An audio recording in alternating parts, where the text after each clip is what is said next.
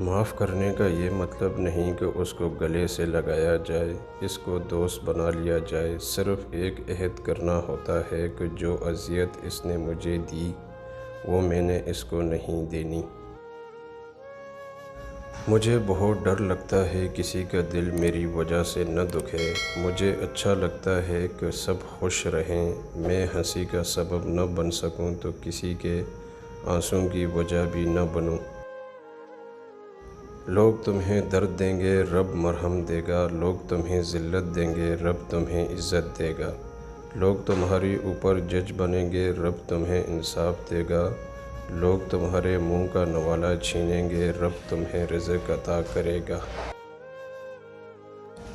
انسان جس کو مشکل سمجھ رہا ہوتا ہے، اللہ کی نگاہ میں وہ آسانی ہوتی ہے۔ انسان جس کو سزا سمجھتا ہے وہ عطا ہوتی ہے۔ بس وقت کو کچھ وقت دینا ہوتا ہے، پھر پتہ چلتا ہے کوئی دیر تھی ہی نہیں، جو دیر تھی وہ سراسر خیر تھی۔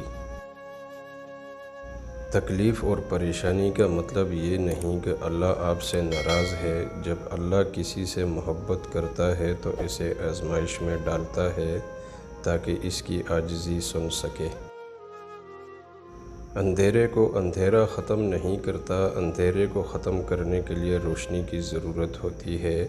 اسی طرح نفرت کو نفرت ختم نہیں کرتی، نفرت ختم کرنے کے لیے محبت کی ضرورت ہوتی ہے۔ زندگی میں خوشیوں کا دار و مدار اس بات پر ہوتا ہے کہ آپ کتنا اچھا سوچ سکتے ہیں۔ اچھی سوچ اور بری سوچ آپ کے حالات کا تعین کرتی ہے۔